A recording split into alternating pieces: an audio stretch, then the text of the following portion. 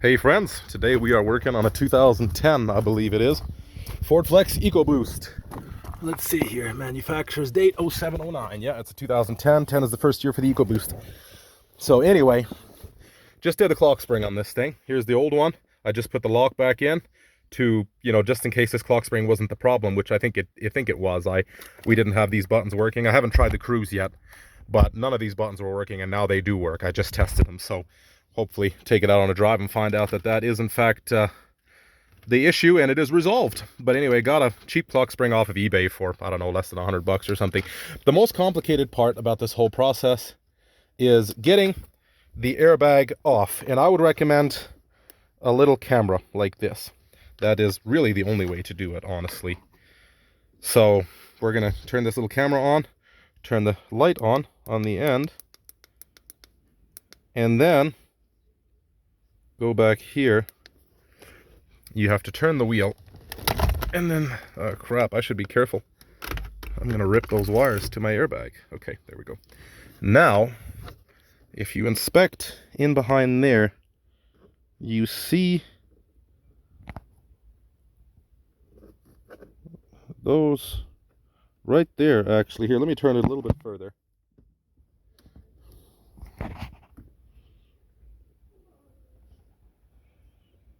See that red thing in there? We're looking at the wrong one. But yeah, once I pop that airbag in, which I will do right now. I wish I could do everything at once. Here, let's see. Hold on just a second here. I'm gonna turn it a little further here. Okay, now watch. I'm gonna use my arm.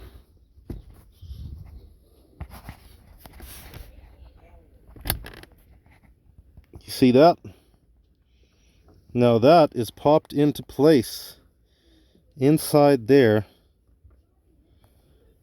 and you can see how the pin is now over the wire. You have to push that wire off the pin, and that is almost impossible to do if you don't have a camera. Now you can slide it, and you can kind of tell that you'd have to push the pin that way. So if you look up here, you have to push it that way to get it to come off the airbag, kind of to the inside of the steering wheel. It'd be down.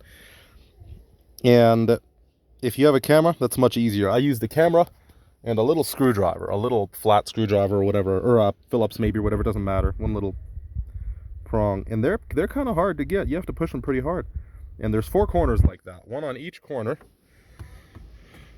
And then you have to adjust the steering wheel. You actually don't even have to take this off. As you can see, there is just enough room there to access it, but barely. So yeah, you gotta make sure that you line the steering wheel up just right. And keep in mind, it is not, let's see if I can see this here. It is not these it's these notches here, not those. And it's these screws, I think, are just for your paddle shifters. But yeah, it's that and below, not that one there. You got to keep that in mind. You can actually see it there, the red wire in there. And you got to take those off to get the airbag off. That's the worst part of it. Other than that, then this airbag pops off. You might want to put a little bit of pressure on them while you're doing that. And in there is a 50, I think it is, Torx T50. I didn't even have to use a puller or anything on the steering wheel. It just popped right off. It wasn't on there super tight. I just used a ratchet and a T50 with an extension to break the steering wheel nut loose, or a bolt. Pulled that off. Steering wheel came off, but of course you want to make sure you unplug the 2 connectors in behind here first. Very easy to do. And then in top here, there is one more connector up there that actually plugs into your clock spring for all these buttons and everything, of course. And then you unplug those, you pull that out.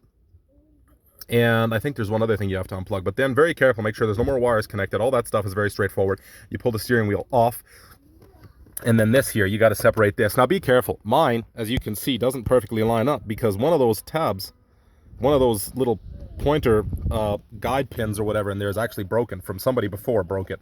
I'm not going to take credit for that. It actually might have been me today. I didn't even think of that because I accidentally pried it up earlier. I'm pretty sure it was broken before because I saw signs of somebody having been in here before, but we've got almost 200,000 miles anyway, so no surprise. But yeah, that guide pin's already broken, and this side actually split as well while I was doing it. So you got to be careful, because otherwise you might damage it like I did. It still looks fine. You probably wouldn't even notice, but I know, of course, because I broke it. There's 2 screws underneath here you got to take off, 2 Phillips. I haven't actually put them back in yet, but I'm about to do it afterwards. And then, of course, take your key out. And then after your steering wheel's off, of course, you can take these 2 trims off, but you don't even have to take the bottom one off. You just pull it down, and then you can access your 2 screws to your clock spring. And again, keep in mind, you've got your guide, or I guess not a guide pin, but yeah, your locking tab here. You want to uninstall the old one. You want to make sure, first and foremost, I should have said this at the beginning, make sure your wheels are straight and your steering wheel is straight once you're doing this, right? So you would straighten this out. I made sure my wheels are straight. And then when you take the steering wheel off, make sure when you're changing your clock spring, very, very careful with your old one too. You might not care about the old one, it's probably bad anyway, but when you put the new one in, you want to make sure everything's perfectly aligned, because if you're off one rotation, it's going to rip the wires in this clock spring, and then this clock spring is shot. It's only designed to turn the rotations that these things come factory, right? And if you're off by one, then you're going to end up turning it in the wrong direction a full turn, and yeah, that's where you have problems. So very carefully pull the old one out. These 2 screws here, of course, that's why you pull this one down, the top cover off, the bottom one down, and then pop the new one in. Very, very simple. 2 screws, plug it in, and then put your steering wheel on. Push this guide tab through the top of your steering wheel, these wires, plug it in. Once you have everything plugged in and the steering wheel's on there, you don't necessarily have to bolt it down, but I'd probably even do that too. Then you can pull this pin out, then you should be safe. Again, make sure the wheels are straight, your steering wheel's straight. Other than that, nothing to it. You just bolt it back up again. The worst part, again, is this airbag. So there we go. So now I've got all the 4 pins popped back into place again. And now I'd have to do that whole crap job again if I wanted to get it off. But yeah, pretty straightforward, not much to it. Like I said, the bottom pins, not the slots that you see, but the holes in below that you saw earlier in this video. If you have any questions, feel free to ask in the comments. Sometimes I miss them, but I try to respond. And sorry for the lack of organization here. The tools you need are basically a Phillips screwdriver, which I have on my Impact, and then a T50 for the steering wheel bolt, and a T20 for your other screws, I believe, if it's all original anyway. My Phillips bit is right here, as you can see. And maybe a flat screwdriver and whatever you're going to use to pop those airbag pins, those tabs or whatever, that spring-loaded wire you have in there, off. And yeah, that's it. Again, I apologize. Oh yeah, take off your battery cable, of course. I did that. As you can see, there's nothing here. So make sure you do that as well before you do any of this. But other than that, yeah, hopefully you didn't miss anything, because I'm so unorganized.